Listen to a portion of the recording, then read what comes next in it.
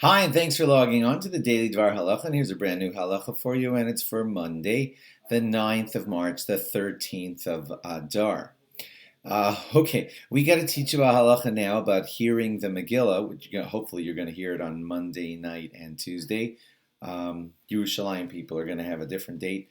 That's the next day. But for everyone hearing it on Monday night and Tuesday, on the 14th of Adar, I want to teach you one very important Megillah reading law, and that is, you know that you're supposed to hear every word of the Megillah, right?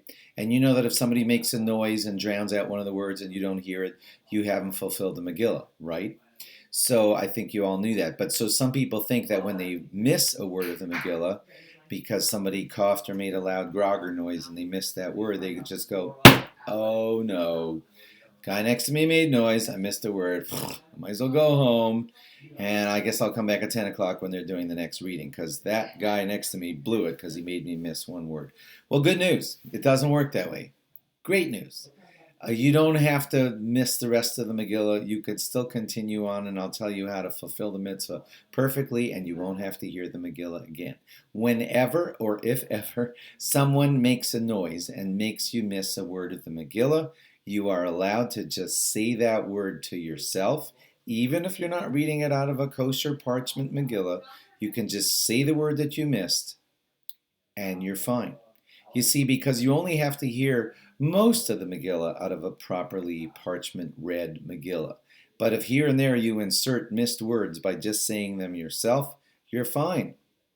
If you knew that, then fine, you knew that. If you didn't know that, you're like, whoa, that's a game changer because that means I can miss a word of the Megillah because of the noises that sometimes happen at the Megillah, and I'm still fine as long as I just recite that word that I just missed and then quickly jump back in and hear the rest of the Megillah from the Megillah reader. So yeah, that's the rule. That's how it really, really works.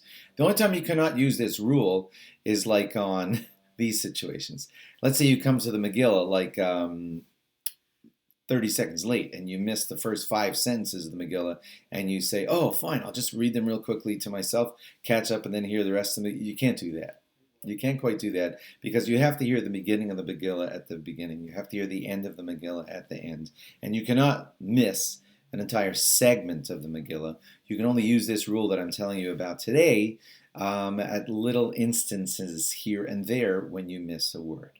Okay, if you're unclear about how to apply this rule, definitely talk to your rabbi about it so you'll know how to use it. You might even want to talk to him before so you'll know exactly how to apply this rule for little noise situations and missed words or whatever.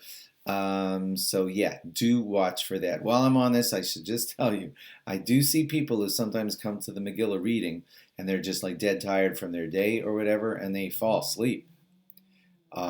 They just like fall asleep and they're nodded off, nodded out, and they miss like 5 minutes of the Megillah just being totally asleep. Well, you do have to be careful that that does not happen to you, because if you fall asleep during the Megillah and you miss like an entire column of the reading, there is no way that you can fix that. So you do have to get yourself wide awake for the Megillah.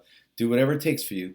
Get a good night's sleep, get a nap in the afternoon, or whatever it is that you got to do. You got to be awake to be able to hear the Megillah. You cannot be in one of those, nodding off kind of situations, because then you will not end up fulfilling the mitzvah. Thanks for logging on. Have a very happy Purim, and log on again tomorrow on Purim Day, and we will give you some Purim halachas then too, we hope. Bye-bye.